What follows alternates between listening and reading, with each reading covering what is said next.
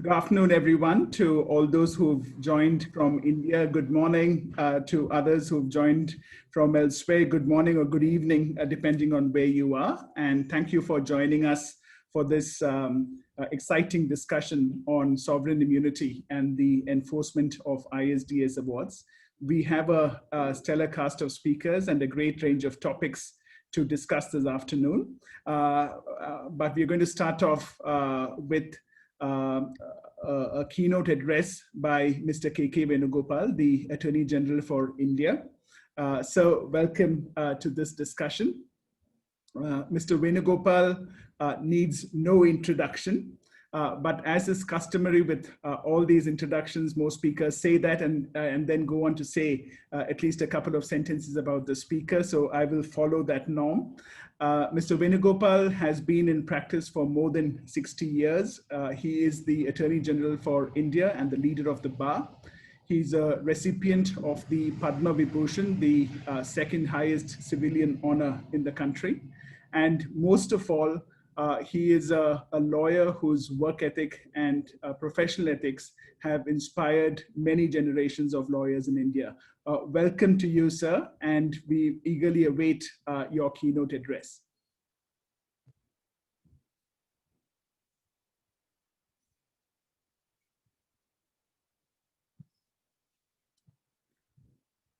Sir, I'm sorry, I think your audio... I'm sorry. No, the mic is on now. No, what I find here in your pamphlet is opening remarks and not an impressive keynote address. Therefore, anyway, good afternoon, everyone, because the time here in India is 3:30 p.m. I'm very happy to be here at the request of my former junior Rohit Bhat, who worked with me for a few years and then abandoned me and went across the seas far away to Singapore. Therefore, I could not say no to him. Now, I should make one thing clear, that I am speaking in my personal capacity and not on behalf of the government of India, because sometimes you say things which may be perhaps attributed to be the thoughts of the policy of the government of India as well. But this is a very brief note which I have prepared. And I would start with a quote from Lord Denning, where he has spoken about the doctrine of sovereign immunity. And this is what he has said, quote, "The doctrine of sovereign immunity is based on international law. Like all rules of international law, this rule is said to arise out of the consensus of the civilized notions of the world. All nations agree upon it. So it is part of the law of nations. To my mind, the notion of a consensus is a fiction. The nations are not in the least agreed upon the doctrine of sovereign immunity. The courts of every country differ in their application of it. If this be the true views, then in which case you have a very formidable task of harmonizing the various principles involved in discussing the doctrine of sovereign immunity and harmonizing the different principles which have been evolved by the courts. In the area of international investment, there are more than 2,500 bilateral investment treaties in force, involving most countries in the world. And the lack of uniform consensus on foreign immunity and waiver of immunity has given rise to challenges in understanding the nature and extent of the very protections granted under the BIT. For instance, the questions which arise would be, what is the extent of the waiver of immunity when a state enters into an arbitration agreement? Surely, a state cannot possibly be a signatory to a very solemn arbitration agreement and then turn around when the tribunal seeks to adjudicate upon the dispute and claim that so far as they are concerned, they are not liable to the jurisdiction of the tribunal because of the claim of sovereign immunity. They're bound by the fact they've entered into an agreement. But does the same thing apply if an award is passed against that country and the award is sought to be enforced against the state, that state? Now, this is a matter where there is a lot of difference of opinion. And I would think that once you enter into this agreement and you're bound by the award, equally, you are not entitled to raise the ground of sovereign immunity when enforcement of the award is sought against you. There are exceptions. There are statutes under which diplomatic, the mission, its properties, the diplomats themselves are immune. Therefore, to that extent, you are entitled to seek exceptions. But otherwise, in a purely commercial transaction in regard to your assets, which do not have the color of anything relating to the diplomatic functioning of the embassy or whatever it is, I do not think that it is open to you to claim any sort of immunity whatsoever when the award is sought to be executed. Now, is there a way of getting over this claim of immunity? Now, I would think that when a party enters into an agreement with the state, it would be prudent to have a clause which requires the state to waive in that agreement any claim to immunity so far as the jurisdictional aspect is concerned. Another clause would again waive immunity so far as the implementation or enforcement of the award is concerned. If these two clauses are incorporated into the agreement, then the opposite party who is claiming against the state would be wholly protected. And this, I think, in future would be a very necessary requirement of whenever you enter into a contract with a state. Now, many of the countries have got separate statutes which set out the extent and scope of sovereign immunity. Now, for example, in the United States, you have the Foreign Sovereign Immunities Act of 1976. In England, the State Immunities Act of 1978. In Australia, the Foreign States Immunities Act 1985. In Canada, the Canadian State Immunity Act 1985. And even there is an ordinance in Pakistan, the State Immunity Ordinance. Singapore has a State Immunity Act, and so too South Africa. Now, so far as India is concerned, it has no State Immunity Act. But it has a section in the Civil Procedure Code which existed for a long time, from a long time back, when India was under colonial rule. You should remember that so far as India's Civil Procedure Code is concerned, it is of 1908 vintage. Of course, amendments have been made so as to bring it in line with modern requirements. But otherwise, the title of the section 86 of the Civil Procedure Code is Suits Against Foreign Rulers, Ambassadors, and Envoys. And what is required is this: no foreign ruler, that is no state, foreign state, can be sued in an Indian court unless the government of India grants consent to such suit being filed. There are 3 or 4 conditions which are laid down in that section itself, on the basis of which consent has to be granted or refused. Now, none among them is relatable to sovereign immunity as such.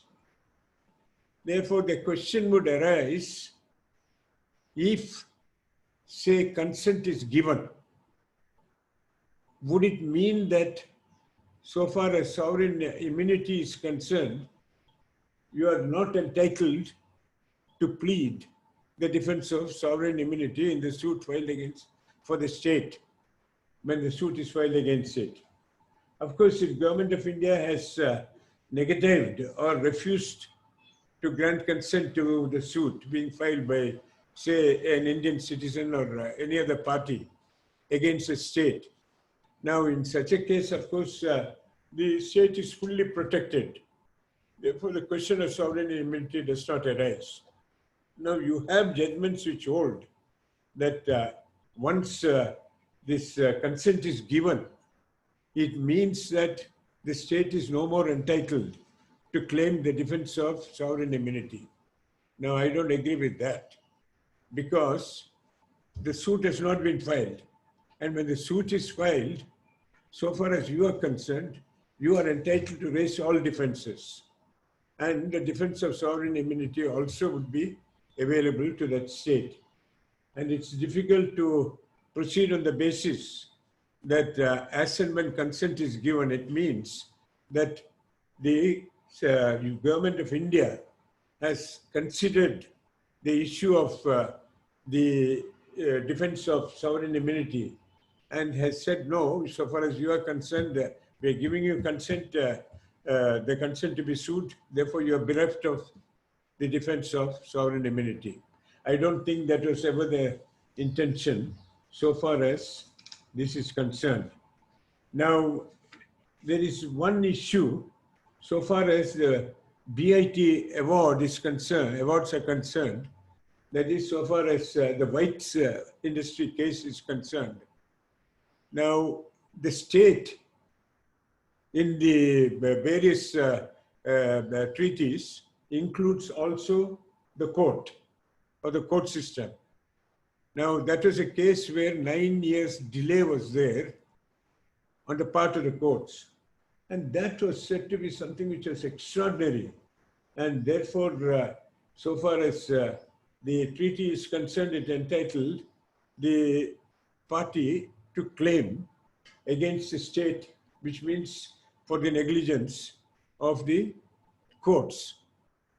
Now, I would say that when a party enters into an agreement with the Government of India, they would certainly be aware of the fact, if due diligence had to be is there, and due diligence has to be there, that the courts in India, usually a case takes in the High Court 8 to 9 years. And if they are aware of this and with open eyes they enter into an agreement, and thereafter to say that we are shocked that we have to wait for so many years, and therefore I'm entitled to be compensated under the BIT, I think is something extraordinary, and therefore I think that should be one-off judgment, which should not be treated as a precedent at all. And that, I think, is something. And today, I would advise the government, when it enters into a BIT treaty, to define the state as being the executive as well as a legislator, and have a clause which specifically excludes the court system. The Government of India, the courts in this country, and especially the Supreme Court and the High Courts, they exercise vast powers, not exercised by any other court in the world. They have traced their powers to some of the articles in the Constitution, which has been debated by jurists. as not being provisions which would entitle them to pass extraordinary orders. But they have been passing extraordinary orders also, because we are a welfare state and we have to ensure that so far as the people are concerned, the poor, the deprived sections of society, they are given as much protection as possible, even as against the state. And therefore, the courts have extended the powers. In fact, some of the writers say that the function of the Supreme Court of India had been to wipe away every tear from every eye. And that's the basis. Now, if that is so, and courts exercise these sort of powers, then it will be a fertile ground for the various contracting parties to come up and say that the court has done this, the court has done that. It's all wholly uncalled for, and therefore the BIT would require us to we are entitled to make vast claims based on that. Now, anyway, so far as this is concerned, I think you have a very vast amount of differences between various jurisdictions with different approaches which have been taken by the different courts. And what I am wondering is, would all of you be able to decide as to how to harmonize the various different approaches which the courts have taken? And if you are able to do that, I think you would have been, you would do a great favor to all the countries who are struggling to find out as to what exactly is the scope of sovereign immunity. And therefore, I would think that if you are able to, with all of you eminent juries, if you are able to debate on the various nuances and arrive at a consensus, it means you will be contradicting what Lord Denning had said, that this is a topic which it's impossible to arrive at a consensus. I give my best wishes are there to all of you for a very successful webinar. Thank you.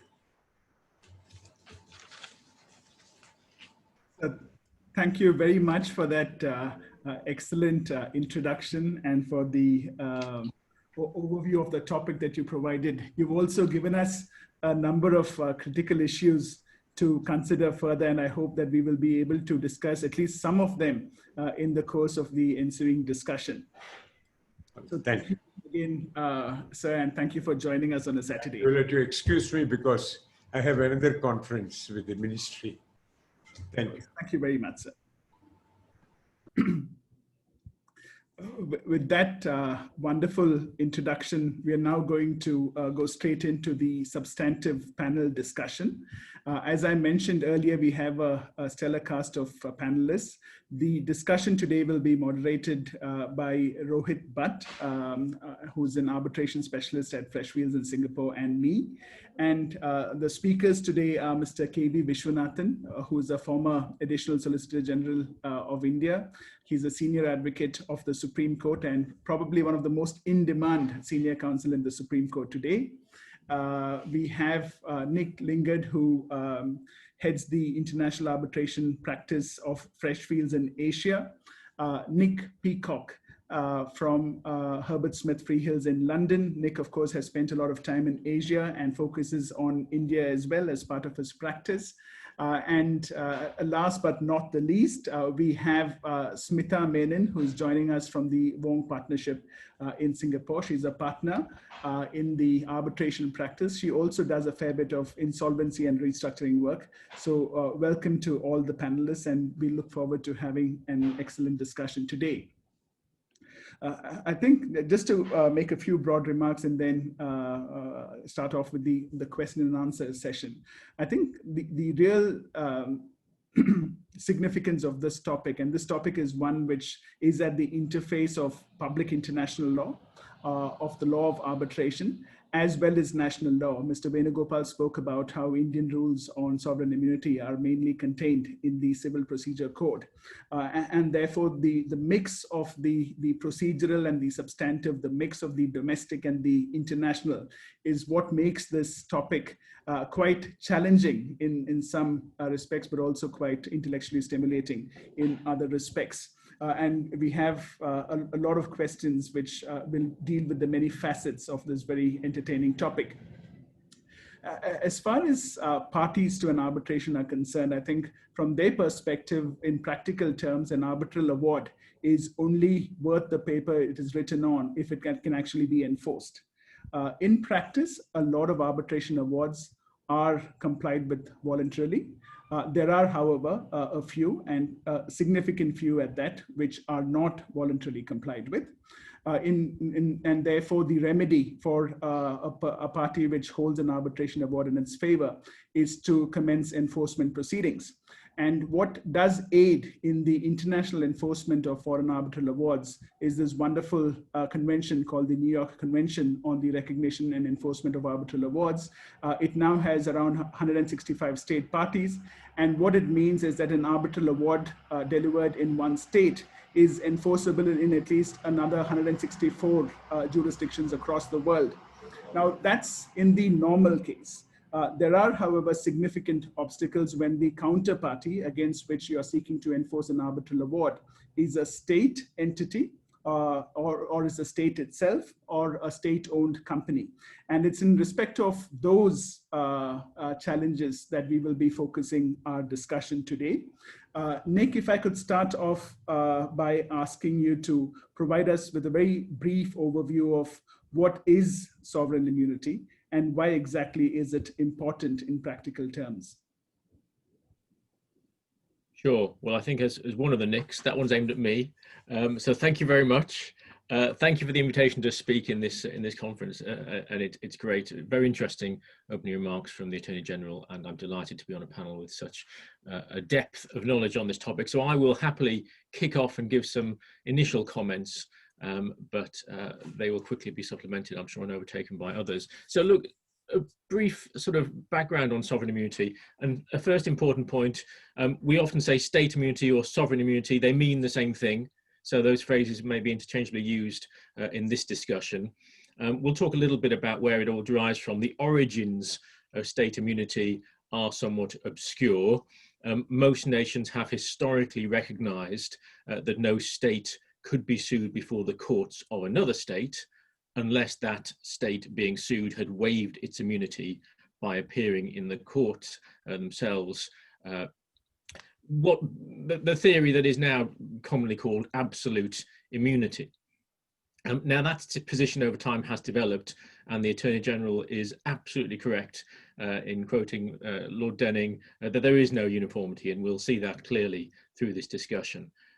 It may arise from international norms and as some kind of historic consensus, but there's certainly no consensus now about what sovereign or state immunity looks like in any particular jurisdiction and the extent to which it is upheld or may be waived. At a broad level, states will enjoy immunity on two levels. First, at the jurisdiction stage, and second, at the enforcement or execution stage. That is where a party seeks to enforce the judgment or the award against the property belonging to the state. And it's important to think about both those things at a commercial level when you're contracting, when you're thinking about proceedings and enforcement strategies. And of course, why has this become ever more complicated for us in our global cross-border world? Well, of course, states increasingly are engaging in commercial activity. And that has led many jurisdictions, such as the UK, to embrace a restrictive doctrine of state immunity, where you start to limit that immunity so that it does not apply where a state or a state party is engaged in commercial activity or where assets are being used or intended for use for commercial purposes, contrasted with where the state is carrying out sovereign functions. So, for example, if the Indian government purchased a couple of units on Oxford Street in London, and in one it opened a shop selling T-shirts and mugs bearing the faces of prominent Indian politicians, which would no doubt sell rapidly in the London market. And next door, it used the unit to issue passports and visas. Well, one of those is carrying out a sovereign function. The other one looks an awful lot like carrying out a commercial function. But that distinction is not always clear. And what is commercial and what is a sovereign function will depend on each set of facts and the approach taken in the jurisdiction in question. And of course, that's the other important point here. Sovereign immunity as a concept we understand, but in an individual instance, it has to be decided by someone. And that someone is usually the national courts in the jurisdiction where you're seeking to enforce, recognise and execute an arbitral award for our purposes. It's important to recognise immunity is generally seen as a procedural issue.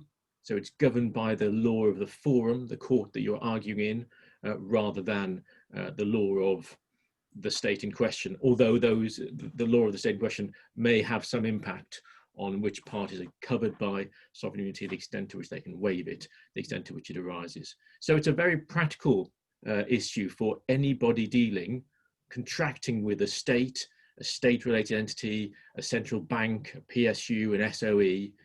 Is that entity going to be classed as part of a state? If so, will it be entitled to state immunity? If so, where?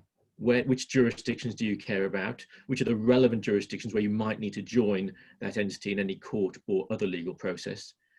If so, can it waive that immunity? Will it waive that immunity? And will such a waiver be effective? And these are, as I say, just very important practical questions for all of us interacting with state or state-related parties.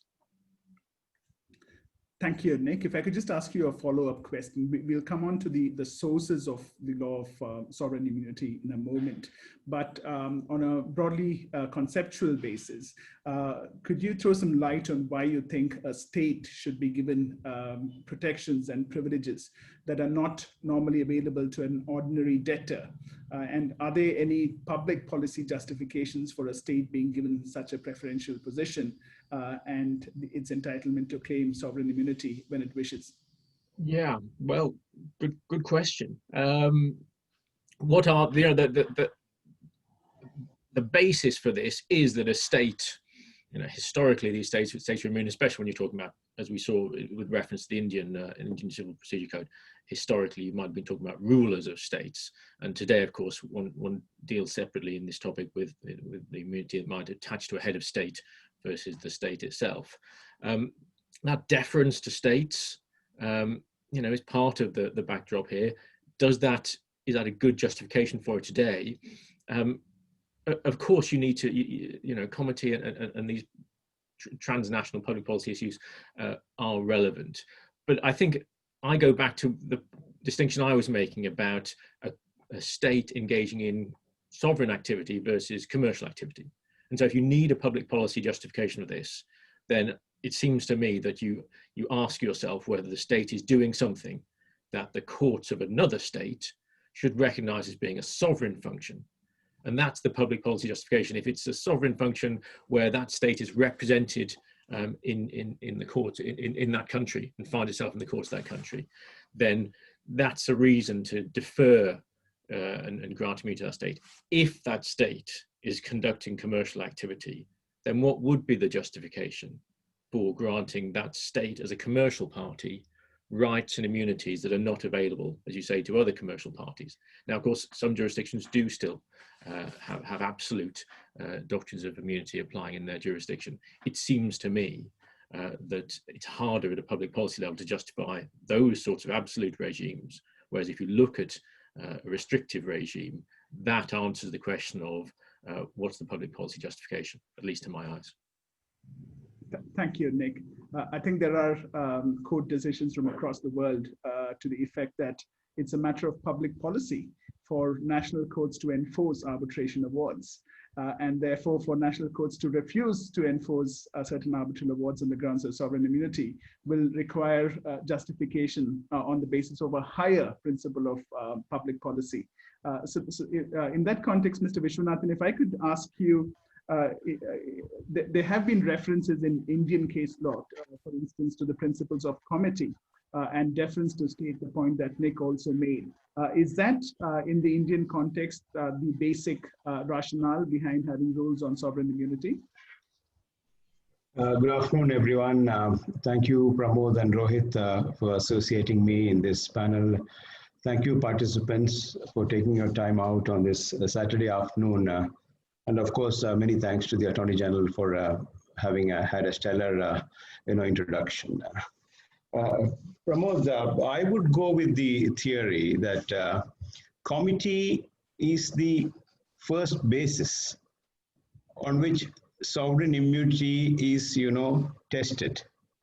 As the Attorney General said, quoting Lord Denning, that the yearning for a uniform principle is very elusive. It is impossible. As we see the illustrations in the form of precedents, you find that the presiding judge, as Nick said, in the local court, has sufficient play in the joints. He has to aid the broad parameters, and I'll try and illustrate this to you as to how it is played out both in the domestic and in the international scenario. Committee was originally believed to be for the nations. Why would a court be concerned? I mean, those were theories which were written.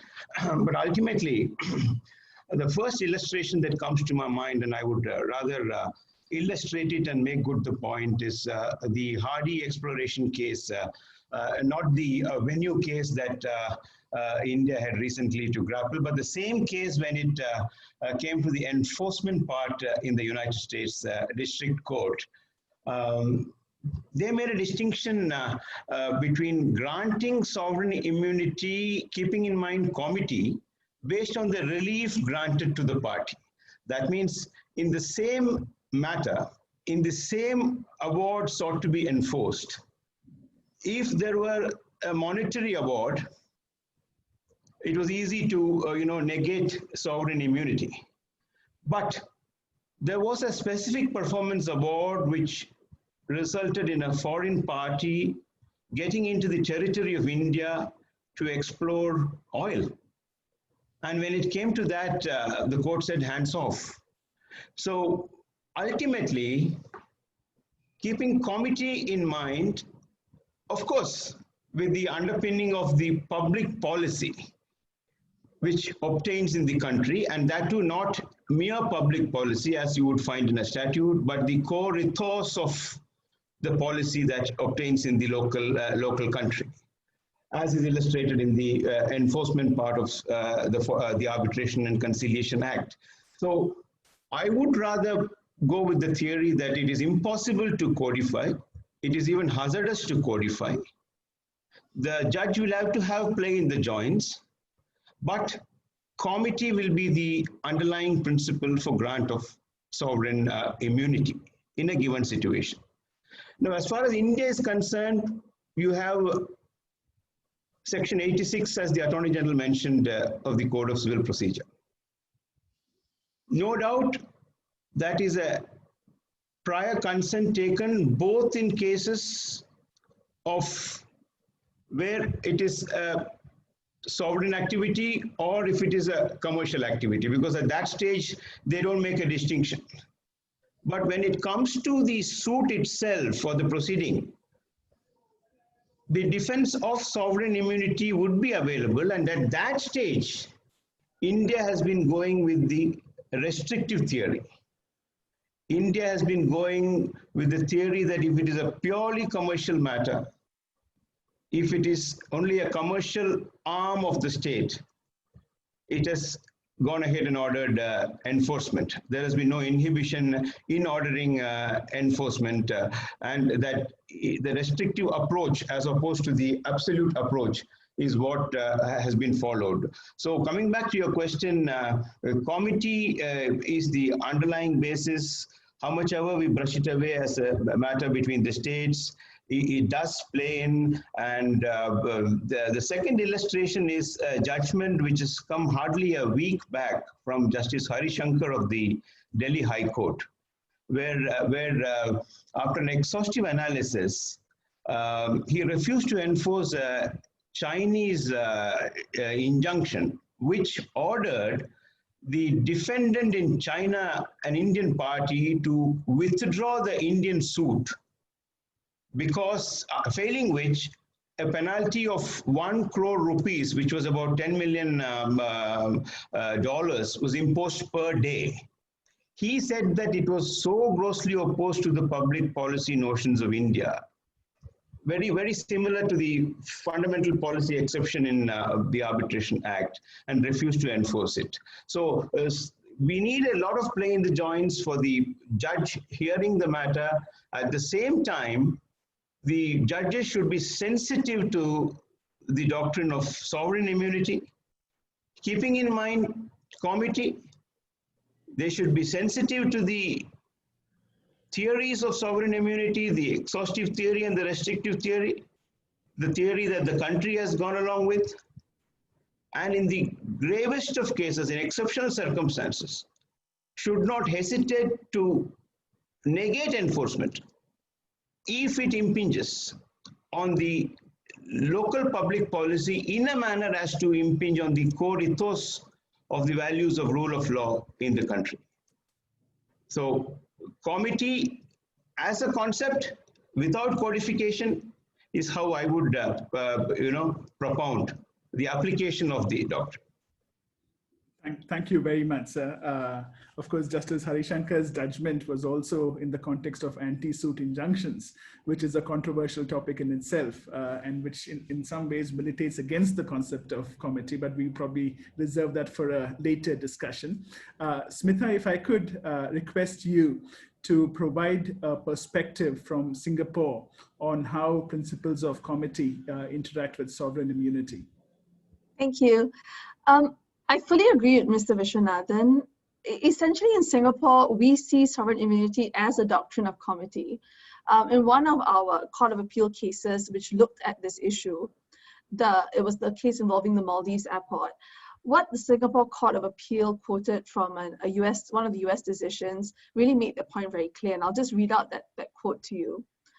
The principle that the conduct of one independent government cannot be successfully questioned in the courts of another rests upon the highest considerations of international comity and expediency. To permit the validity of the acts of one sovereign state to be re-examined and perhaps condemned by the courts of another would very certainly imperil amicable relations between governments and vex the peace of nations. I mean, this sounds like it's pitching it very highly, but I think the importance of it can't be understated, and especially for a country like Singapore where we are very small. We recognize the importance of international comity given how we're surrounded by very large neighbors on whom we depend on. All of you are representatives of the neighbors that Singapore depends on. So we recognize and we feel very clearly that enforcing arbitration awards against a state or taking control of another sovereign's property are extremely intrusive acts. And our courts use phrases like, this is an exercise of exorbitant jurisdiction by a Singapore court, because they're very alive to the negative repercussions on diplomatic relations, and also the fact that there are competing interests. I do understand the point that, look, a state that participates in commercial activity must pay its commercial debts. I recognize that, but there are competing interests. And I think what brings that point very much to the fore is the present recession, worldwide recession that's going on. Here, a good example of where sovereign immunity interacted with higher public considerations was when it comes to creditor payments. So Argentina and Peru are good examples. When Peru was going through a financial crisis, the creditors tried to enforce the debts owed by Peru before the US courts. And what the US court did was, they said, comity comes to the fore. And because Peru was undergoing a financial crisis, they gave deference to Peru's restructuring efforts by delaying the remedies that the creditors were entitled to.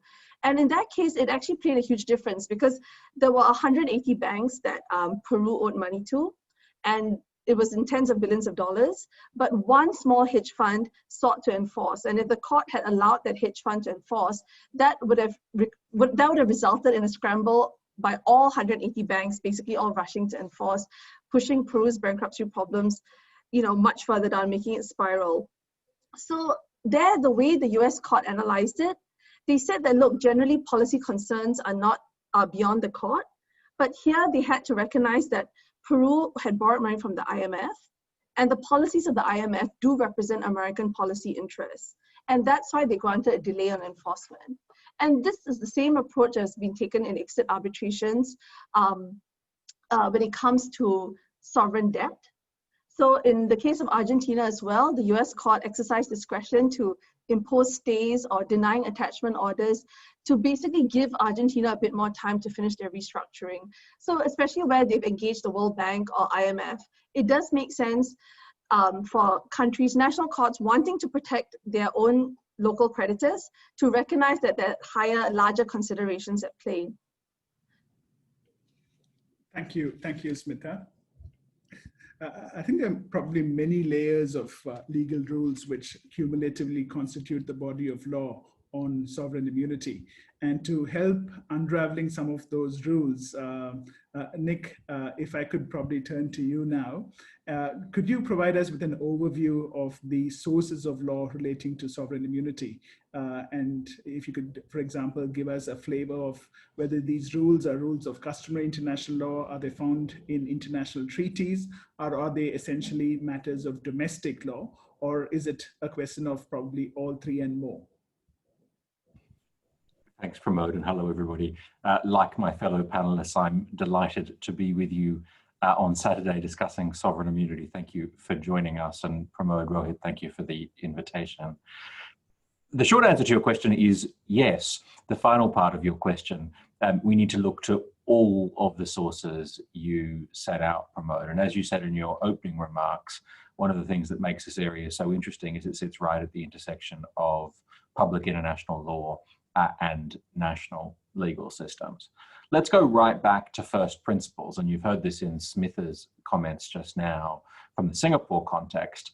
The customary international law principle is that equals do not have authority over one another.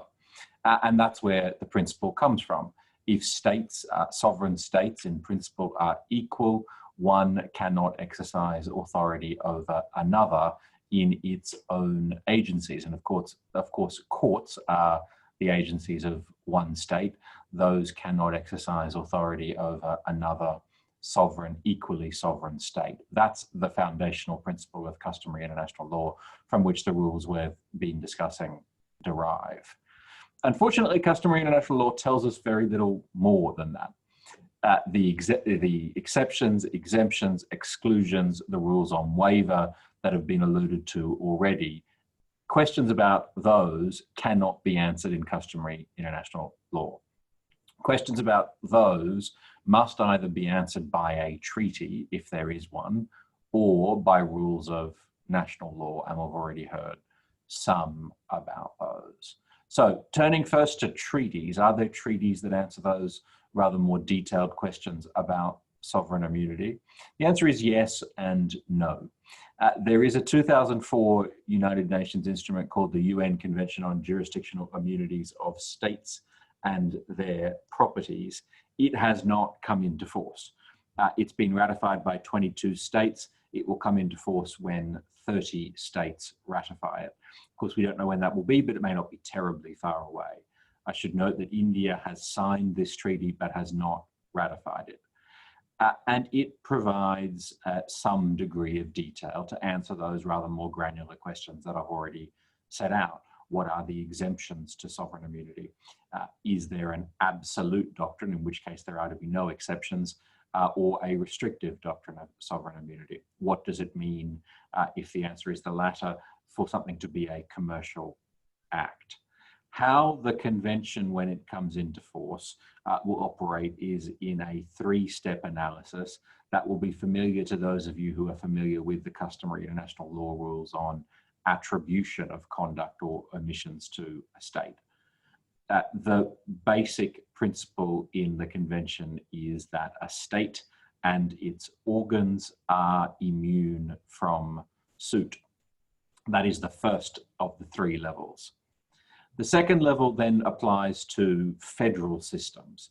And the second level under the convention is that constituent units or political subdivisions of a state are similarly immune if, and there's two components here, if they are entitled to perform sovereign functions, and second, they are in fact performing those sovereign functions. So you see immediately the distinction. It's only the state and organs of the state that have immunity, as it were, across the board at this first level of the analysis. Once you get to the second level of the analysis into constituent subdivisions of the state, those constituent subdivisions must be entitled to and actually performing sovereign purposes. The third level then is not specific to a federal system, not about subdivisions of the state, but about other instrumentalities of the state. And it's here I think we can all foreshadow that the greatest volume of disputes will arise. The reference in the third level is to agencies or instrumentalities of the state. And it's here that debates about state-owned enterprises, sovereign wealth funds, public sector undertakings, it's here in this third level that those debates will arise. And the same two conditions apply for those instrumentalities and agencies to be immune under the as yet not in force United Nations Convention. Those agencies or instrumentalities must first be entitled to perform sovereign acts, and second, actually be performing sovereign acts. That is the subject of the litigation. You've heard already about the distinction between the absolute theory of sovereign immunity, that is that all state acts are immune, and the restrictive theory, that is that there are some exceptions to that, most notably where commercial conduct is impugned. The United Nations Convention, once it comes into force, will adopt the second theory, the restrictive theory. Article 10 of the treaty provides a commercial exception. And so, as is the case in the vast majority of national systems around the world, the treaty, once it comes into force, will adopt the restrictive theory with a commercial exception. A commercial exception that is given there's some meat put on those bones in the treaty that we can return to later in the discussion. For now, let me pause there. Having introduced the treaty, I think we should come on to look at national systems, and I guess we'll do that in turn, but let me pause for now. Thank you, Nick. We've already heard from the Attorney General and Mr. Vishwanathan in his comments about Section 86 of the CPC and the procedural rules contained as a matter of Indian law in that legislation. Nick, Peacock, could you let us know what the position in the United Kingdom is? There is a national legislation. Could you give us a flavor of what that legislation is about and the fundamental rules it contains? Certainly, yes. We do. We have the State Immunity Act of 1978, as the Attorney General referred to. And for students of this topic, I would recommend having a look at that. It's a fairly short and relatively clearly drafted piece of legislation. It starts on the general premise, Section 1 of the Act, that a state is immune from the jurisdiction of the courts of the United Kingdom, except as provided under that Act. And importantly, the courts are to give effect to the immunity of states, even if the court does not appear. Even if the state does not appear. So it's a general statement of immunity subject to exceptions set out in the statute. The first key exception is, unsurprisingly, where the state has submitted to the jurisdiction of the courts of the United Kingdom. Now, that may be after the dispute has arisen, or indeed by prior agreement. Which of course we'll go on to and think about more. How does it otherwise submit? It submits where it institutes proceedings or intervenes or takes a step in proceedings, save where it's taking a step to claim immunity or to assert an interest in property in circumstances where it would be entitled to immunity, had the proceedings been brought against it. So first exception is submitting. Second exception is where the proceedings relate to a commercial transaction entered into by the state or an obligation of the state by virtue of a contract which falls to be performed wholly or partly in the United Kingdom. Now, a commercial transaction here is defined in the statute as any contract for the supply of goods or services, any loan or other transaction for the provision of finance, and any guarantee or indemnity in respect of such transaction, or of any other financial obligation and any other transaction or activity into which a state enters or which it engages otherwise than in the exercise of a sovereign authority. So again, there we see the restrictive doctrine laid out explicitly, separating sovereign acts from commercial acts. Third very important exception for our purposes is where the state has agreed in writing to submit disputes to arbitration. In that instance, the state is not immune in respect to proceedings in the United Kingdom courts which relate to the arbitration. And under the UK statute, it's irrelevant where the seat of that arbitration is. So it doesn't have to be that the seat of the arbitration is in the UK, although of course you'd need to show there was some jurisdiction for the UK courts in relation to that arbitration.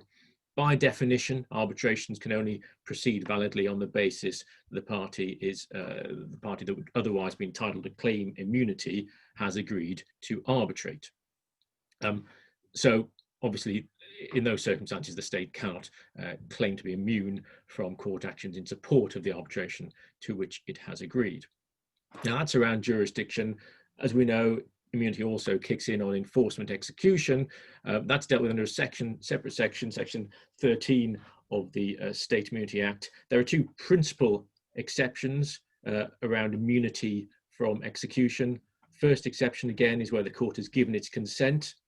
And important, just to reiterate this, submitting to jurisdiction, giving consent to jurisdiction is not sufficient for the purposes of execution and enforcement. So there has to be a separate consent for enforcement and execution. The second exception is where the property of the state in question is for the time being in use or intended for commercial purposes. And of course, this is where you then get into a great deal of case law around what is property that is in use or intended for commercial purposes. Just one brief comment to make now is that the origin of the assets is not important. It's what's happening to them now and what the intention of those assets, of the use of those assets is. Injunctive relief is another separate carve out in the UK statute. There needs to be a separate waiver of immunity from injunctive relief if that's going to be available against the state in question. The UK Act does deal with separate entities. So when you're dealing with a state-related party, and the starting point as a matter of UK case law is that a separate judicial entity formed by the state in the face for commercial industrial purposes is the strong presumption is that will be a separate entity from the state itself, and that separate status will be respected by the courts. The classic FG Hemisphere decision, the Privy Council in the UK said there's going to be quite extreme circumstances to rebut a presumption of separate entity status. And lastly, just also to mention, central banks and monetary authorities are also separately carved out in the UK statute. So a central bank will need to specifically and expressly waive its immunity from enforcement and execution. So if you're looking at a state and enforcing against state assets and you're looking at the central bank or monetary authority, that's a separate and difficult question. But anyway, that's the broad canvas of the UK statute. Thank you, Nick. That was very helpful. Smitha, does the position in Singapore largely echo the position that Nick has outlined in respect of the State Immunity Act? And secondly, another point, if I could request you to touch upon, is that Nick had alluded to the distinction between immunity from suit and immunity from execution. Could you throw some more light on that distinction? The answer to the first question will be very short. It's pretty much exactly the same. We modeled our statute under the after the UK's provisions. I think there's only minor differences, such as we've excluded references to conventions that Singapore is not party to, such as the European Convention on State Immunity and the International Convention on Immunity of State-Owned Ships, which the UK is party to, but Singapore's not. But apart from that, pretty much exactly the same. With regard to immunity from suit and immunity from execution, I think the main distinction is this, and this was actually echoed in the AG's speech at the start, which is you need a separate waiver when it comes to immunity from execution, because generally, I think most states and national legislation are pretty much in agreement that when a country or a state has consented to arbitration, they've waived their immunity from jurisdiction. And when you waive your immunity from jurisdiction, it means the arbitral proceedings as well as the court-related proceedings associated with it. So proceedings to set aside, enforcement, proceedings to set aside or interim relief that are at the seat court, which are within the seat court's jurisdiction. But so while you have waived your immunity from being sued, the question about whether you waived immunity for your assets to be attached is a separate point. And so a lot of courts, Singapore as well, do feel that there has to be a separate waiver of immunity from execution of state assets. So the way it works is essentially you look at the statute the same way that Nicholas has said in a very detailed way. And if the assets tend to be used or are intended to be used in the commercial activity, then chances are they won't be immune from execution. Where I've seen countries do differ is the scope of assets. So in some countries where it's very wide waivers, how it works is all the assets of the state can be attached. But in other countries, including Singapore, only the assets that were involved in the activity or that were used for commercial activity can be attached.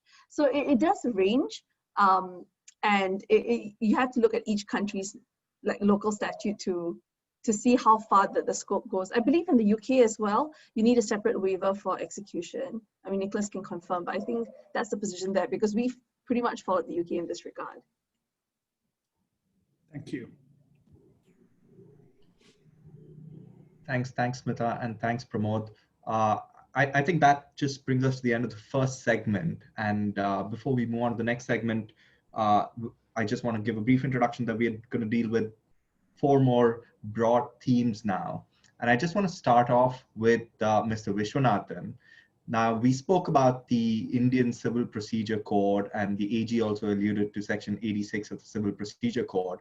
And he mentioned that sovereign immunity, there's a specific statute in the UK, there's a specific statute in Singapore, Canada, and even an ordinance in Pakistan. Now, in India, there's only Section 86, which deals with sovereign immunity in the enforcement context.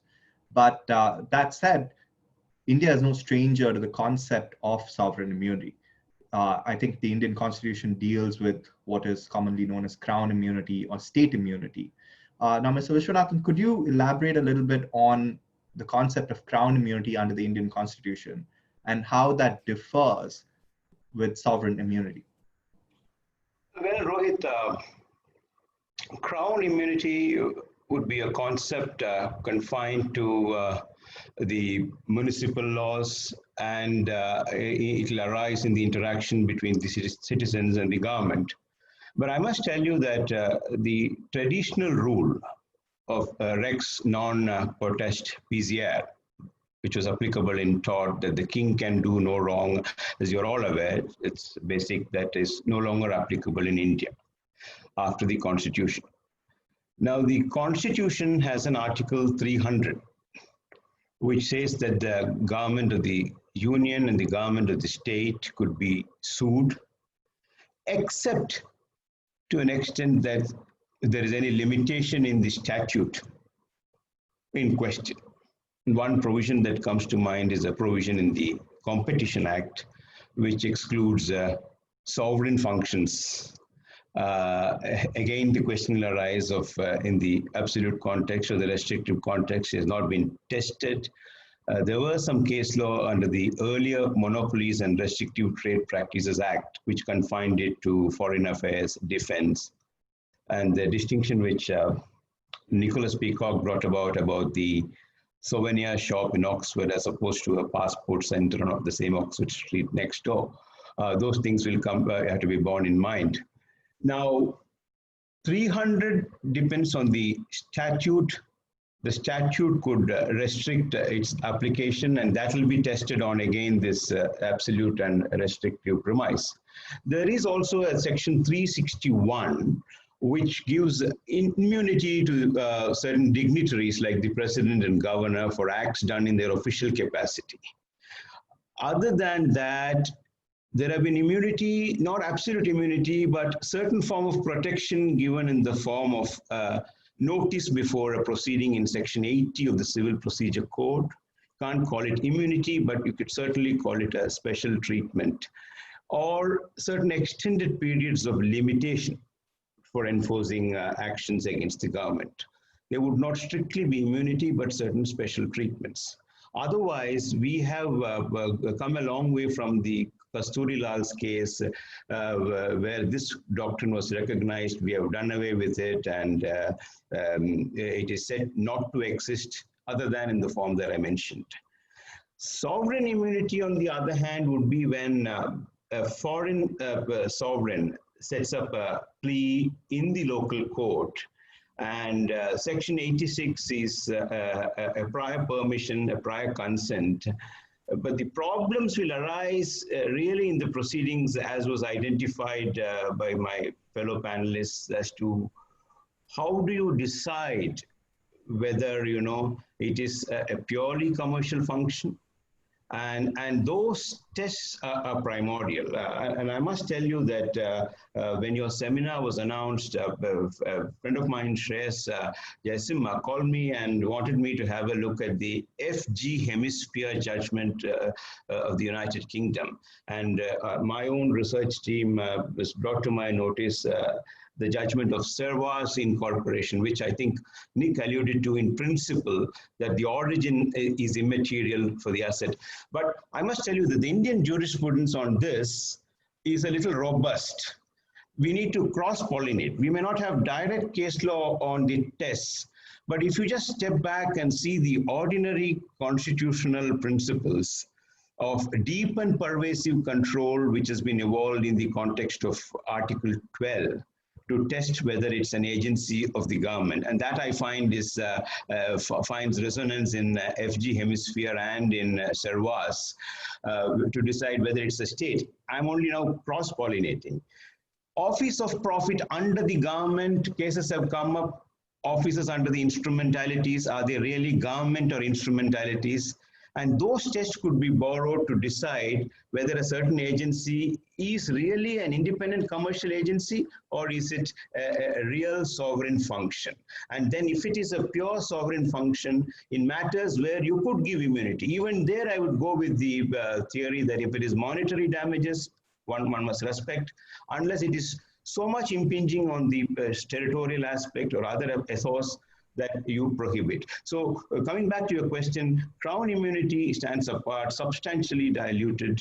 Sovereign immunity as by judicial principles, and this challenge in 86 itself has been held to be supporting the restrictive theory, and then all that we need to do is to crystallize judicially the principles for which we have jurisprudence, where you arrive at when does it really amount to a governmental function? Well, that's going to be a challenge, and that has to be addressed on a case-to-case basis. What can be arrived at is a broad touchstone, and we have enough jurisprudence to take care of that. That would be my initial response to your question, Rohit. Thank you, Mr. Vishwanathan. And I think you've touched upon a very important topic on what is the distinction between commercial and governmental act. And I will come to that in a short while. But before that, I have a couple of follow-up questions for you, Mr. Vishwanathan. Just stepping back on the Indian court position and Indian law position, I think an important question arises as to who decides in India whether it's a commercial or governmental act, because I think the Indian CPC is quite unique in the sense that you have to first obtain permission from the government before you file a suit. Now, when in that circumstance, two questions there. Can the government refuse consent? And if so, in what manner? Should it be a reasoned order, etc.? And does the party have any right of appeal against the government's refusal of consent? That's number one. And number two, on restrictive theory, you said that India follows a restrictive theory, which is under Section 86 of the CPC. If it's a commercial function, is consent even required? Can you file directly before court on the ground that it pertains to a commercial act and therefore no consent is required. How do the two interact with each other? Yeah, Rohit, fortunately for us today, most of these issues are settled by the judgments of the Supreme Court, starting with a case called Harbhajan Singh Dalla, and a large body of jurisprudence from the Delhi High Court. Now, for example, 86 is a prior consent. It makes no distinction between, the sovereign or commercial functions, because the law is that you need to seek the permission if you're suing a foreign state. They rely on 86 subsection 2, which, as one of the tests says, is the a nation doing trade in India. So alluding to that, they say it is beyond cavil that even for commercial functions, you need the permission. Now, when it comes to permission as such, the only exception carved out is that if it is an utterly frivolous proceeding, and they're also to check. To have a check on the government, you have the judicial review power, which is recognized. If it's an utterly frivolous action intended to harass the foreign nation and to embarrass the diplomatic relationship between India and the foreign country, then alone the government refuses. It's also been clarified that the government, in exercise of its function under 86, exercises an administrative function, as is known in administrative law, and it doesn't exercise a judicial function, judicial power. They can't decide the dispute itself. They can, on a plain reading, decide. And even if to come to that conclusion, a hearing is contemplated, and it has to be, the order has to carry reasons in the sense of being a link, as the Supreme Court says, between the facts and the conclusion. So with this, an aggrieved party could still go to the court, and the court will rule. It will start with the presumption that you must be allowed to sue, and only in a narrow area where any of these criteria is fulfilled, frivolous, utterly frivolous, intended to embarrass, with no scope of success, then alone it is rejected. So, and it is confined to suits. I don't see it applying when the foreign awards are enforced, for which the Arbitration Act itself would apply. But there again, you see, sufficient protection is engrafted in both the parts of 48 as to whether there was a competent party entering into the agreement, and secondly, whether it impinges on the core aspect of the fundamental policy of India. So this is the scheme of Section 86, judicially settled, both by Supreme Court in two judgments, a judgment called Rostock and Harbhajan Singh Dalla, and the Delhi High Court in a series of judgments, very erudite judgments, which have now come to stay. That's the position, Rohit. Thank you, Mr. Vishwanathan. I think we can now move to what I would call the core issue, which Mr. Vishwanathan alluded to, which is the distinction between commercial and sovereign. And Mr. Vishwanathan alluded to the Servas versus Rafidain Bank case, which I think pertained to a third-party debt order, funds payable to Iraq. Now, Nick Lingard, I think you've had recently occasion to deal with this case and other cases on commercial and sovereign. Could you please just give a brief introduction to how you define a commercial act and how do you distinguish a commercial act from a sovereign act? Thanks, Rohit. Yeah, I'd be happy to. So let's take a step back. Why does the issue come into play at all? It's because over the past 5 or 6 decades, we've seen the role of states expand beyond what you might call traditional state activities, traditional sovereign activities, police power exercised by ministers of state, into commercial activities, but also through sovereign wealth funds, through state-owned enterprises, but also most complex through parastatal activity, parastatal entities that have some connection to the state and perform some state functions, some regulatory functions. So we might think of, for example, a state-owned oil company, a national oil company that has some regulatory power over the oil and gas sector in a particular state, but also explores for and sells oil and gas. Now, how do you deal with the conduct and emissions of that entity, where it's regulating other players in the sector? May well be treated differently from when it's exploring for oil and gas and selling that oil and gas. That's the core point. How do you draw that line between conduct that any one of us on this webinar could do, or any one of us could go and explore for and sell oil and gas, subject to our technical capabilities, but not any one of us could regulate the oil and gas sector. That's the core distinction. What is so centrally state power that it can only be performed by a state, and what is conduct that any commercial entity, any company could perform, and in the particular case and instance, it might happen to be performed by an entity that has some affiliation with the state, but could be performed by anybody. That's the basic proposition, and the evolution of the law in most parts of the world is that the latter is not immune from suit or from execution, while the former is.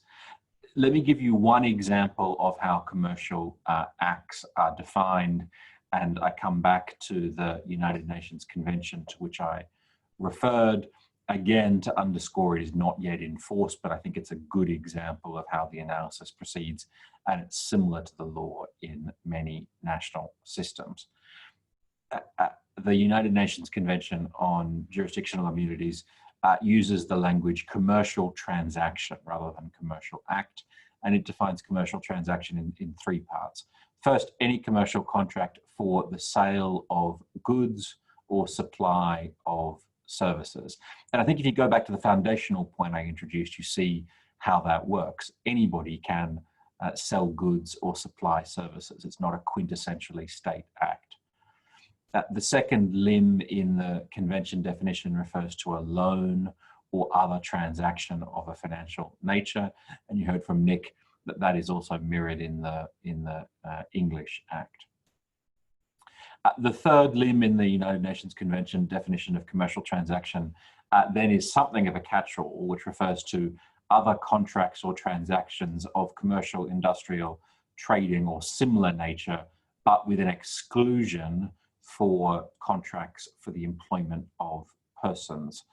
Those are not deemed commercial transactions under the United Nations Convention definition. Let me add just one final point then that arises from the UN Convention definition on commercial transactions, but I think is also of resonance in national systems. The UN Convention definition of commercial transaction goes on to say, you look primarily at the nature of the transaction, but you might, subject to qualifications defined in the convention, also look at the purpose of the transaction. So a distinction between nature and purpose. Let me give you an example. If you think of the operation of a parking lot, for example, the state might operate a parking lot for public purposes, to reduce the congestion from street parking. The state might choose to operate a parking lot.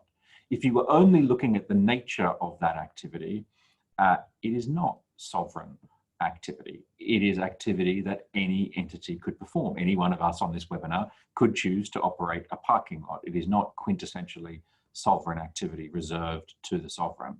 But its purpose, as I've just said in the example I'm offering, is a sovereign purpose. It is to reduce congestion on the streets. And so you can see immediately the importance, I think, of whether you are looking at nature and or purpose. The answer may differ. To give another example, sticking with cars, you might have a state that chooses to levy parking tickets on cars that are parked illegally. Now, its purpose in doing so might be nothing more than revenue raising. But the levying of fines is a quintessentially sovereign act. The issuance of fines is an activity reserved to states. None of us on this webinar, though some of us may regret it, has the power to levy fines. And so though the purpose in that second example is not a sovereign purpose, it's arguably a purpose that any one of us might have to raise money, the act itself, the nature of the act is a sovereign one. And so you see again the importance of determining whether you are to look at the nature of the act and or its purpose. To offer one counterpoint, the United States law on sovereign immunities, as codified in the Foreign Sovereign Immunities Act, is very clear that in that country you look only at nature. The purpose of the act is irrelevant. 28 USC 1603 is clear that you look only at nature.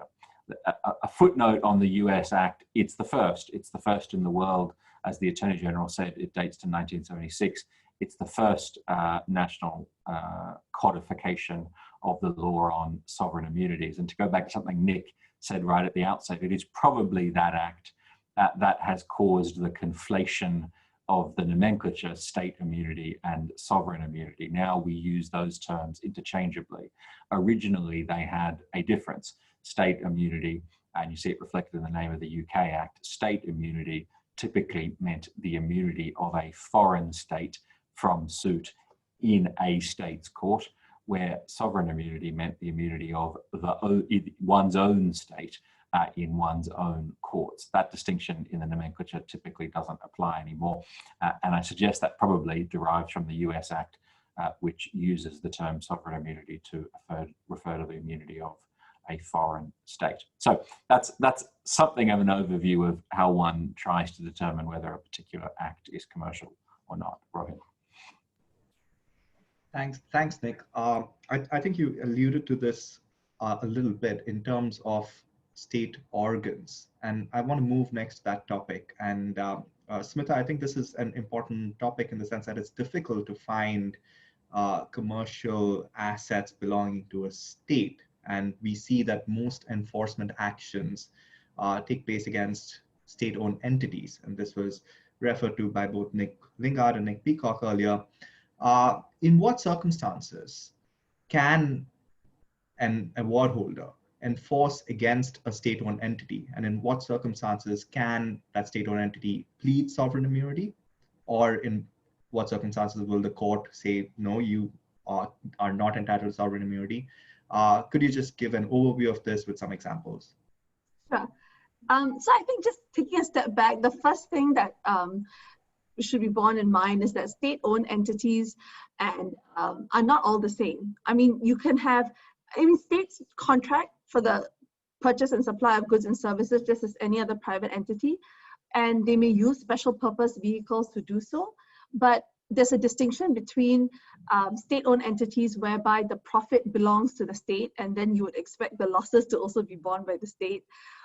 And distinction between that and the kind of state-owned entities whereby the entity is largely independent of the state, but the government does control the appointment of its senior officers, it dictates its commercial policy, and oversees its finances and business activities. So there is a distinction, and that does play a part when it comes to looking at enforcement against assets of state-owned enterprises. So I mean, as a starting point, that should be borne in mind. And when it comes to enforcement of assets, I think the first thing that you would look at is what the use of the assets, what was the use of those assets? If it has to be basic bottom line is it cannot be for sovereign purposes. So even if the assets were used, even if the claim is commercial in nature, so it's pursuant to a contract for purchase of goods, the assets itself must be separate from the claim in that the assets themselves cannot be used for any sovereign purposes. And here, countries have differed when it comes to use. Australia requires it to be the actual use of the assets. Singapore is like the UK, intended use is also taken into account, so it's a bit wider and broader. Where states differ even more impactfully is the burden of proof. So in Switzerland, the burden of proof is on the state. So it's on the state to establish the sovereign character of the assets.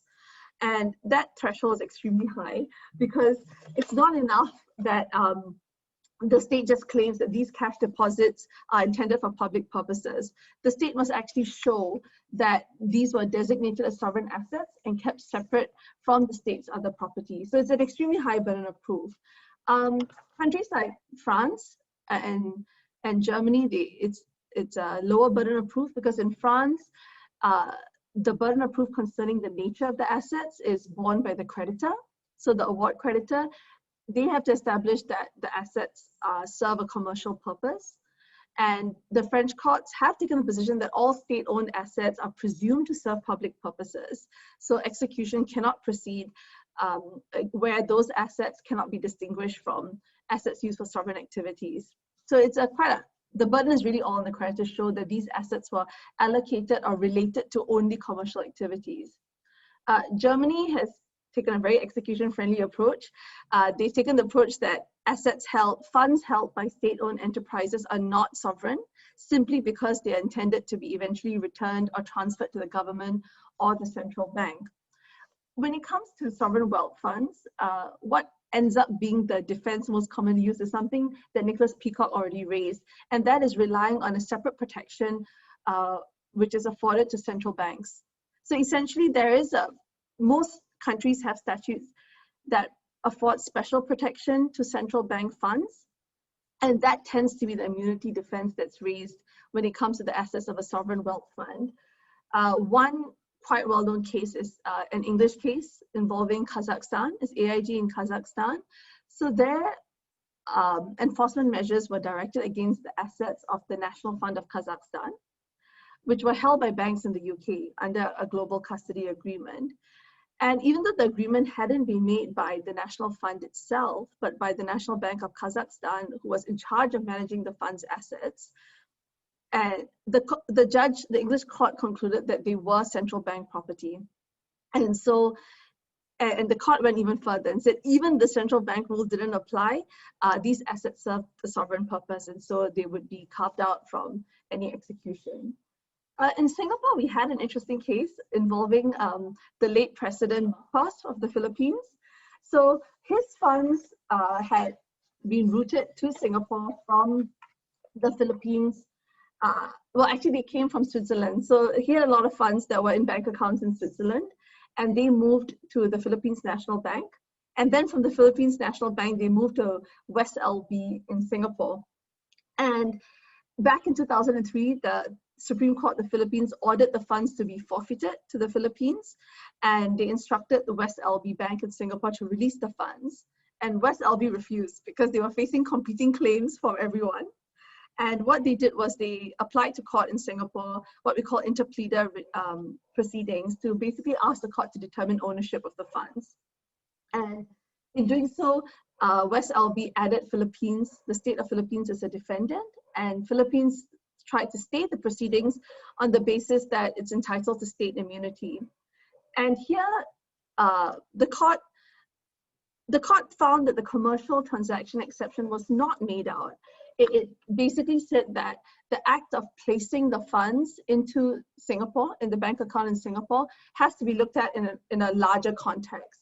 And the overall context, this exercise by Philippines to recover these funds that had been moved out by Marcos all over the world was really an exercise of sovereign power, and it's not a commercial transaction undertaken by the Philippines. So the court said the commercial transaction exception would not have applied here, but the court separately did find that Philippines submitted to the Singapore court's jurisdiction, through acts that it had taken in the proceedings. But that's just an illustration of how the commercial transaction exception is not so straightforward when it comes to states and sovereign wealth funds and anything to do with the central bank. Thanks, Smitha. I think you raise a very important point on burden of proof. And Nick, Lingard, if I can go back to you on the distinction between sovereign and commercial and burden of proof.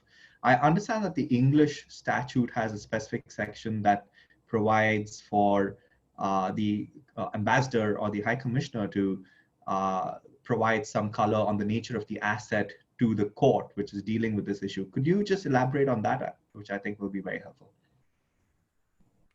Yes, so the English Act, as I understand it, provides for the possibility of the ambassador or the head of mission in the UK of the state concerned to provide a certification that the particular asset is not for commercial purposes. And generally speaking, with vanishingly rare exception, as I understand it, the court does not look behind that certification.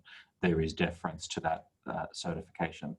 And so it is a very powerful device. And I think goes back to the very beginnings of our discussion around comedy and the inability of one state to exercise authority over an equally sovereign state, deference being given to that state's certification as to the nature of the asset in question. There are, as I understand it, one or two exceptions, cases in which the court has looked behind such a certification, but they are indeed rare exceptions.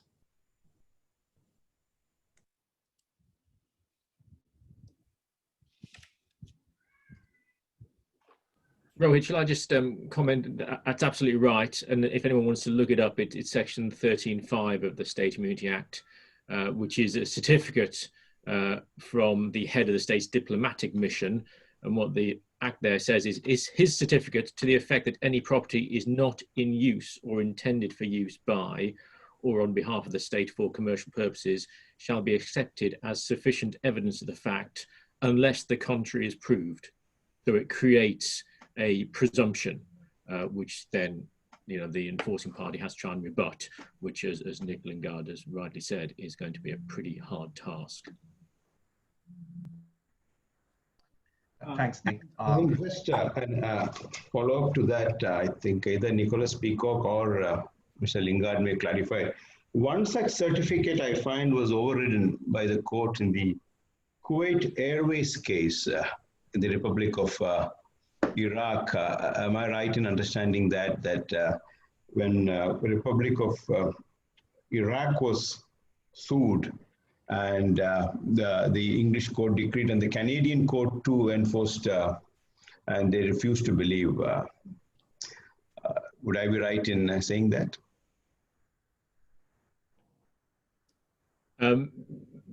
You may well be. As I say, it creates a presumption. So you can rebut it. If you have sufficient evidence, then you can rebut. As I say, it's going to be difficult often. And how a creditor shows that assets are not in use or intended for. And again, that's the important point I alluded to earlier about the fact that you can show these assets derived from commercial purposes is not enough.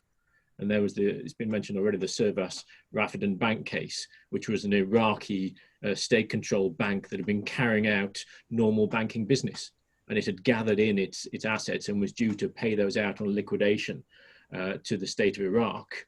And the enforcing party came in and said, look, those are assets from a commercial business. They should be available for enforcement. And it was in that context that this certificate was given in that case, which said, they are not intended for or in use for commercial purposes. And the Supreme Court there said, look, it doesn't matter. The past of these assets is irrelevant. Their history is irrelevant for the purposes of the SIA in the UK. It's what they're in use for now or intended for. So even if you can show that these were proceeds of the shop selling mugs in Oxford Street, if the state has gathered in those funds and now intends to use them for a sovereign purpose, you might still be defeated. If I can just weigh in there before handing over to Pramod, I think the other case in which a certificate was actually disregarded by the English court was Orascom Telecom versus Chad in 2008. And this was where the judgment creditor proceeded against a Citibank account that was set up to essentially repayment of monies or a mechanism required by the World Bank for channeling oil revenues for the repayment of sovereign loans. And even though a certificate was given, I think the court found that there was sufficient evidence to disregard that certificate and hold that it was for commercial purposes. I think Pramod because the repayment of loans was a commercial purpose in the court's view. Yeah, and it was evidence of that went behind presumption in favor of the ambassador's certificate. Thank you for that. I'm conscious that we are now running short on time. We have probably many topics, but too little time to discuss that in. The plan is that we will continue for another maybe 10 to 15 minutes. And I see that we already have a few questions, so please keep the questions coming. And we will have around 15 to 20 minutes at the end to discuss the questions and the comments raised by the attendees. One of the points that has been discussed is that there could be an implicit waiver of immunity by a party consenting to arbitration. In the context of investor-state dispute settlement, is the state's consent to arbitration sufficient for there to be a waiver of sovereign immunity? Or is this sufficient for there to be a waiver of sovereign immunity as regards suit, but probably not sufficient for the purposes of enforcement? Nick, Lingard, if I could ask you to provide your views on that. Thanks, Pramod. The answer, as I see it, is the second version you offered. That is that the state's consent to arbitration, if it so consented to arbitration in the particular investment treaty, should be read as an implied waiver as to adjudicatory jurisdiction, the adjudicatory jurisdiction of the tribunal properly constituted under that instrument to hear the dispute. That is one thing, but it is to be distinguished from a waiver as to enforcement jurisdiction in any particular court, and that is a wholly separate thing. So the general view in most national systems is that there is that distinction, and the mere fact of consent to arbitration in a contract or in a treaty gets you a waiver as far as that goes, but does not get you a waiver as to enforcement. And in the ICSID context, though of course not all investment treaty claims are ICSID claims, in the ICSID context, in a rather indirect way, the ICSID Convention provides as much. Article 54 of the ICSID Convention says that awards are to be treated as final and binding in every state party to the ICSID Convention. But Article 55 of the ICSID Convention goes on to say that nothing in the preceding article, Article 54, shall be construed as derogating from a state's own law on immunities. And almost universally, I assume universally, though I'm reluctant to say so, national systems on immunity provide for a distinction to be drawn between immunity from adjudicatory jurisdiction, the ability to make a decision on the one hand, and immunity from enforcement jurisdiction on the other. So the short point is the agreement to arbitrate, whether in a contract or a treaty by the state, will generally be read as an implied waiver of immunity as to submission to the arbitration, but not enforcement against any particular asset in any particular state. Thanks, Nick. Nick Peacock, if I could ask you a question next. Of course, the ICSID Convention is a self-contained framework. India is not a party to ICSID, and therefore any enforcement of ISDS awards in India would probably be governed by the New York Convention.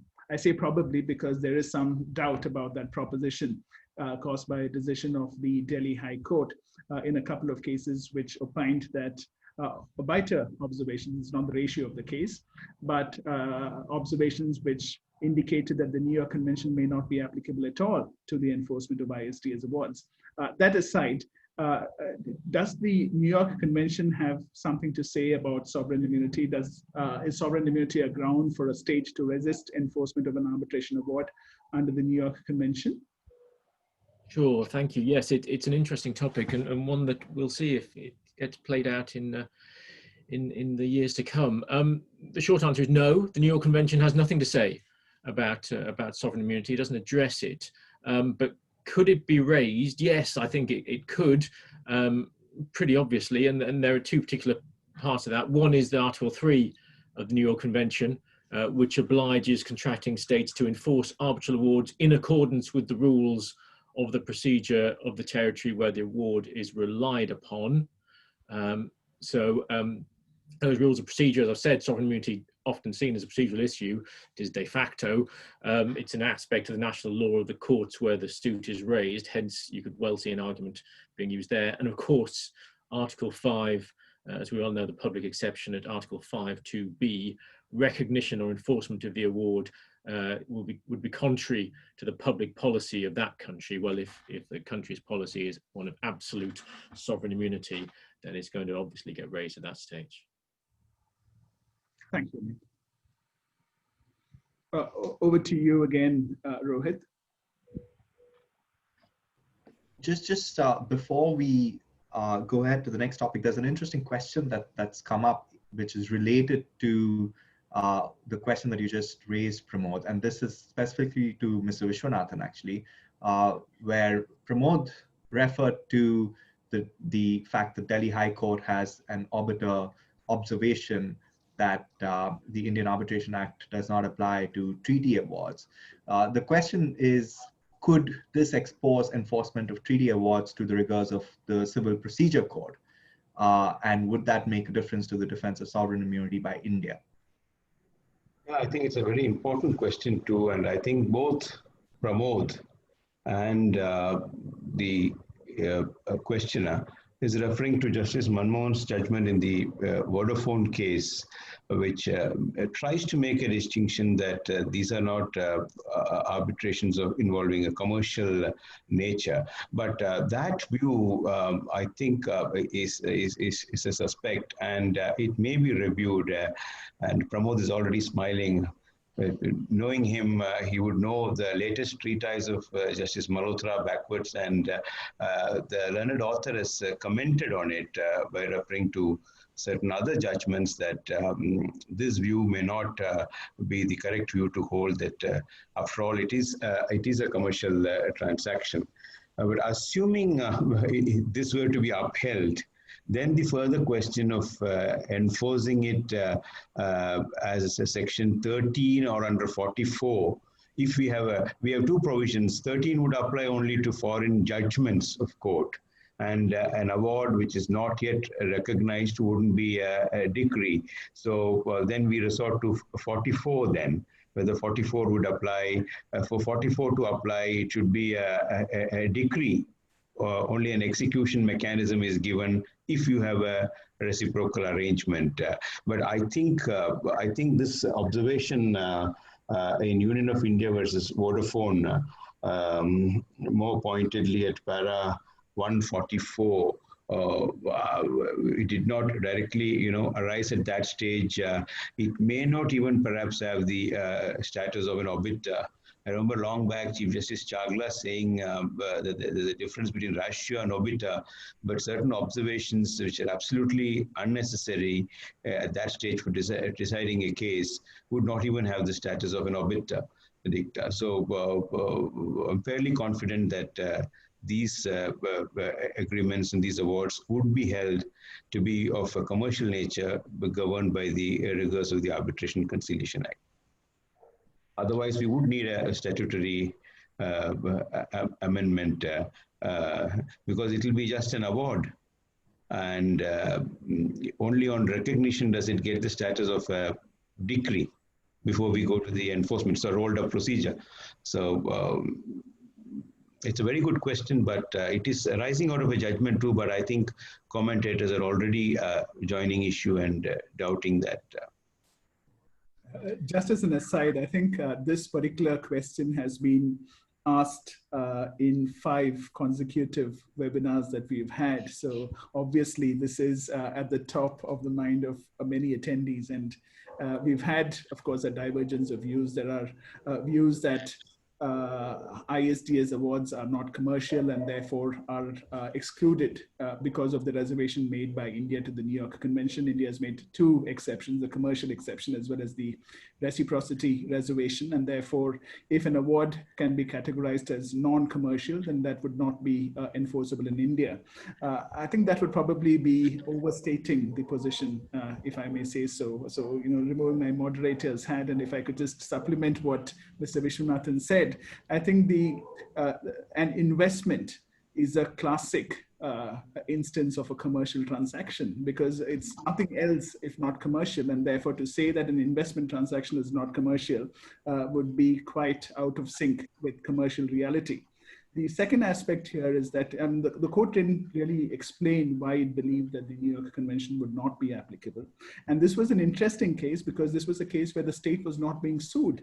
It was the state which approached the court and sought an anti-arbitration injunction. And therefore, for that state would obviously not be able to claim sovereign immunity. If the sovereign immunity could be a reason as to why, for example, an award could not be enforced. But a state which has approached the court has waived its right, and we've heard from Nick in respect of how submission to the jurisdiction of a court can amount to waiver, at least insofar as the jurisdiction of the court in respect of immunity against suit is concerned. So the state actually approached the court, and it would be a little incongruous if the state approaches the court and the court says that sorry, we don't have jurisdiction because of principles of sovereign immunity. So I'm sure that the decision that Mr. Vishwanathan referred to would probably not be the last word on the point.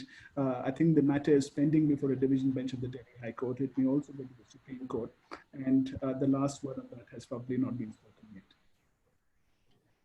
Thanks, Pramod. So hopefully there will be clarity soon, such that we don't need to go into whether then the CPC will apply or not, which is, I think, a whole different complicated question, where we'll go into the question of whether an award is a suit or not for the purpose of Section 86, which I don't think the courts want to go into at this stage. Moving on to the next segment, I think all of us are interested to know practical examples from our panelists about how they have dealt with issues of sovereign immunity in cases that they are handling. And the first question is, when you're representing an investor who has an award, how does that investor find assets in order to enforce against a state? And here I'd ask all panelists to weigh in. What are some of the procedures available to investors? What is the best way of going about this? And what are your experiences? Maybe I'll start with Nick Peacock. Sure. Well, look, there's no straightforward playbook here, and indeed, the creativity of parties when trying to enforce awards against states shows that you need to think expansively and go ferreting. I mean, the classic instance, of course, is the Ucos Award, where the former Ucos shareholders got an award of some 50 billion against Russia, and had put their creative hats on in terms of where they were going to try and enforce, what assets they're going to try and enforce against. I think they ended up bringing enforcement proceedings in England, France, Belgium, Germany, Netherlands, US. I think even in India. I remember the talk in the UK was about the London Science Museum putting special security measures around Russian space assets that were being exhibited on an exhibition, which were thought might be subject to attempts to grab them to enforce against the Ucos asset. Also, works of art, other vehicles have been attempted. I mean, I'll pause there because others may have some thoughts, but obviously there have been a few examples of attempts to get very creative and seize assets. Often then have a fight in court about releasing those assets as part of an overall enforcement strategy. Of course, what you're trying to do when you're looking to enforce here is think in light of the relevant jurisdictions where there might be assets, in light of the particular state entity in question and the extent to which that state engaged in commercial activity in relevant jurisdictions, and how it does that, whether it does it through entirely separate state companies, which are not likely to be amenable to enforcement, or whether it does it through an arm of the state itself.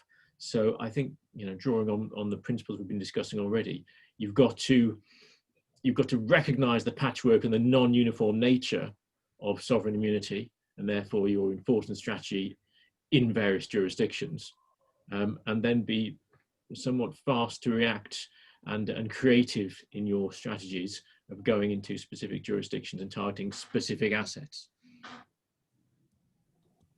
I just want to weigh in, Rohit. Your question raises another important aspect. The usual procedure here is, of course, an application for disclosure of assets which are made. Now, it's an interesting question arose on that in the US Supreme Court in a case called Argentina versus Republic of Argentina versus NML. And the stand taken was, look, we will disclose commercial assets, but not sovereign assets. So Justice Scalia, who ultimately ruled, said that at the stage of disclosure, you can't decide and segregate. You need to disclose everything. Justice Ruth Bader Ginsburg gave a dissenting view. She said we must respect sovereignty even at that stage. But the view appears to be that disclosures will be sought, and the state needs to disclose everything. And thereafter, it's for the court to apply and decide. But the procedure is an application for disclosure, which is followed in India. I think the reference to NML demonstrates a broader, important strategic question here when one is on the investor's side. Is your objective, in fact, to obtain enforcement and monetize the award against an asset? Or is it simply or principally to apply pressure? And NML is a great example of the former. Now, let's recall the context is that most states, most of the time, eventually comply with awards. And the strategy may well be just a bit of pressure will get my state counterparty there to compliance or a settlement that in lieu of enforcement, a settlement of X cents on the dollar. NML is a subsidiary of the world's largest and also the world's most litigious hedge fund, the Elliott Group. And it's NML that famously attached an Argentine naval ship in port in Ghana, perhaps recognizing that ultimately that was an inevitably hopeless exercise, but one that would gather an awful lot of attention and possibly apply some pressure to the Argentine state. These enforcements against Argentina that many of us have referred to are not arbitral award enforcements, although those have been difficult. Argentina is historically a state that has in fact not voluntarily complied with awards, but rather enforcement of settlement of defaults on sovereign bonds as a result of the first Argentine financial crisis. And Elliott was one of many creditors of Argentina in that context. And it convinced the Ghanaian court to seize a naval ship, an Argentine naval ship, a 3-mast tall ship, no less, as it is described in the papers, in port in Ghana, on the basis that notwithstanding Argentina's objections, the basis that Elliott NML argued and the Ghanaian court accepted that the instrument by which the bonds had been issued, a fiscal agency agreement, had waived immunity right across the board, including for warships. Now, you might think that is an extraordinary holding of the Ghanaian court, and so the International Tribunal of the Law of the Sea, ITLOS, agreed with you if that's what you thought. ITLOS held shortly after the Ghanaian court that the ships must be released because warships clearly enjoy immunity in international law. But the episode got an awful lot of attention. One assumes it applied some pressure on the Argentine state, even though the warship was never monetized for cash for the Elliott hedge fund. There was at least an opening, one assumes, for a negotiation. So we go back to that threshold strategic question. Do you want to monetize, or do you simply want to find a vehicle to apply some pressure? Thanks, Nick. That's a very interesting example. I think before we're quickly approaching the end of the webinar, but before we go to Neeti to provide closing remarks, what would be useful is if someone on the panel could take us through a draft sovereign immunity waiver clause. And what I will do is put up a clause on the screen. And if someone on this panel, maybe Smitha or Nick, if you could just take us through the clause and tell us what are the categories of waivers required. We've heard our panelists speak about waiver from jurisdiction, waiver from enforcement, interim waivers, etc. But I think it will be useful for our viewers to actually see the clause on the screen. So I'm just going to put that up, and over to you, Smitha or Nick. Nick, happy for you to take this one, since there's two of you.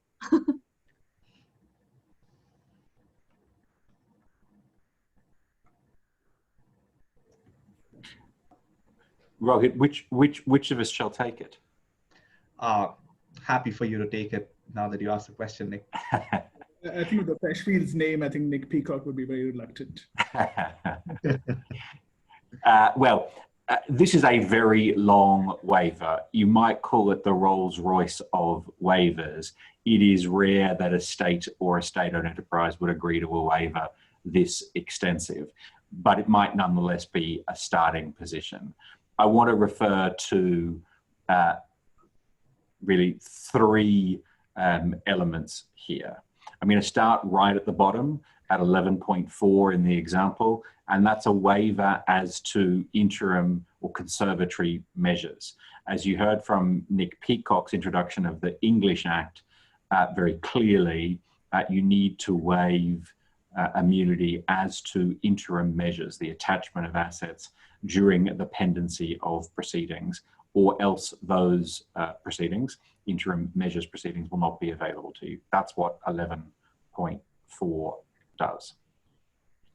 If we jump up to 11.2, we see to the consent to execution against any current or future property of the state. There's a great deal more detail there. This is a waiver as to enforcement. Second element, waiver as to enforcement. Continuing up to 11.1, what we have really here is a general waiver of immunity. Now, one assumes that this is coupled with an arbitration clause. The arbitration clause is itself, as we've heard, a waiver as to adjudicatory jurisdiction, a waiver of the ability of the tribunal to make a decision against the state. 11.1 is a general waiver to be applied throughout, including as to adjudicatory jurisdiction. So we've seen three elements of the waiver here. To summarize, first, at the bottom of the clause, waiver as to interim measures or conservatory measures. Second, waiver as to enforcement. You see that on 11.2. And third, implicit in 11.1, but also coupled with the arbitration clause elsewhere in the agreement, a waiver as to adjudicatory jurisdiction. Those three are key elements of an effective waiver, even if the waiver is not as fulsome as this one is. Thank you, Nick. I will stop my screen share now. And before I hand over to Neeti, I'll first hand over to Pramod for any final comments. But before I do, I just want to thank all of you for being here in what has been a very interesting discussion. Thank you very much. Pramod, over to you.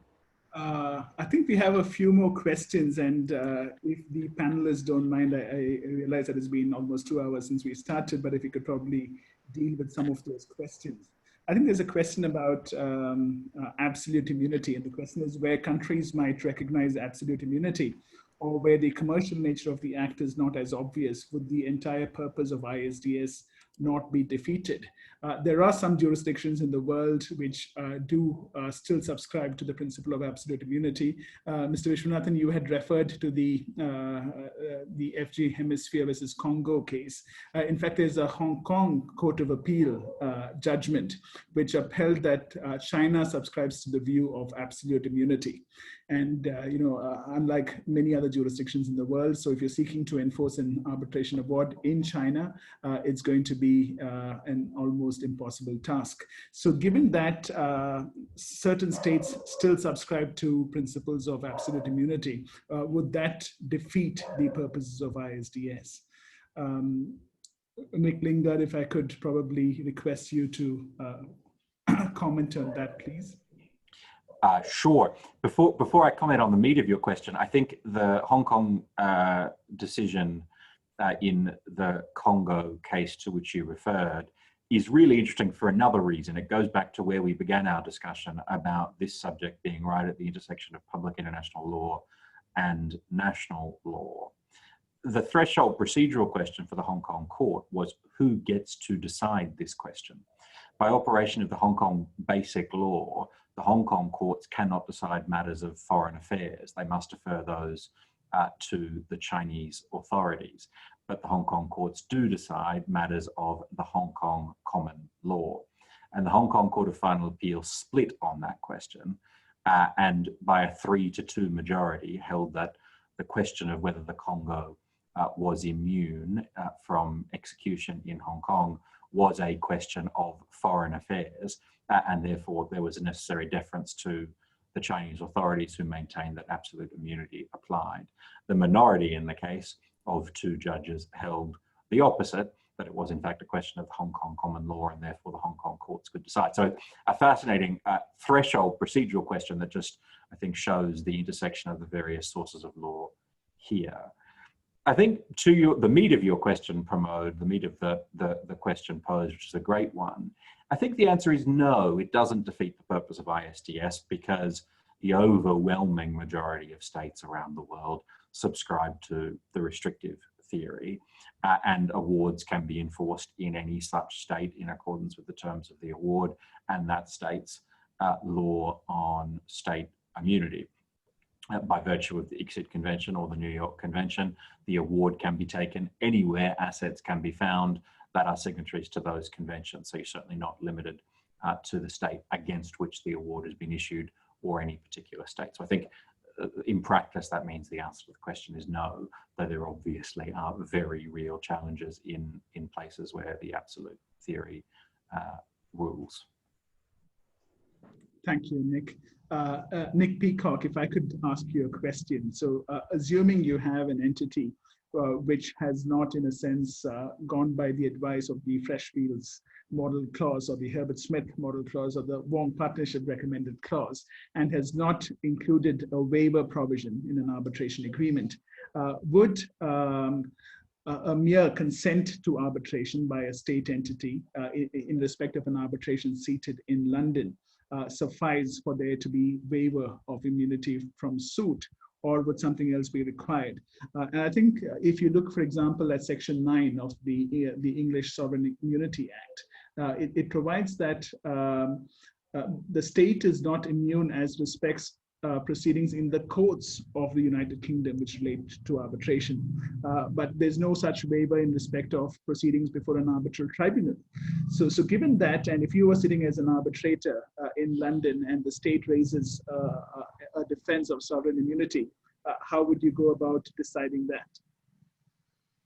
Yeah, well, look, I mean, it takes you back to the very premise of consent to arbitration, doesn't it? Because as I said earlier, I mean, arbitration, it only exists because the parties have consented to arbitrate their disputes. So if a tribunal is faced with a situation whereby the state says, well, I haven't, you know, I'm somehow immune, then what's the state's answer to the question? Well, did you agree to arbitration or not? If you agree to arbitration, then you know, you've submitted to the jurisdiction, and whether or not in other circumstances, in other forums, you couldn't be sued because of sovereign immunity, isn't an answer to the question of did you agree to arbitration in this instance. So I think it's implicit. It's all bound up with the question of whether actually the state agreed to arbitration in the first place. If it didn't, then obviously it hasn't consented. In that sense, it hasn't waived its immunity. But the two questions are two sides of the same coin, I think. Thank you. I think there are a few questions for Mr. Vishwanathan and also Smitha. Unfortunately, I don't think we'll be able to cover those questions due to the paucity of time. But what we will do is we will liaise with both Smitha and Mr. Vishwanathan and make sure that the persons who've asked these questions receive written responses. And we'll do that shortly after this seminar. Let me therefore echo what Rohit said and thank all the panelists for their wonderful interventions and comments today. Thank you very much. Over to you, Neeti. Thank you. Good afternoon, everybody. On behalf of MCIA and UNCC India, we would like to thank Attorney General of India, Mr. Venugopal, for his opening remarks. Thank you, Mr. Vishwanathan, Nicholas Lingard, Nicholas Peacock, Smitha Menon, Rohit Bhat, and Pramod Nair for your time and for leading a very significant discussion on an interesting topic of sovereign immunity and enforcement of foreign awards. This topic is a classic example of interplay of public and private international law. Though sovereign immunity is one of the most traditional topics of international law, but it still remains an issue in international arbitration.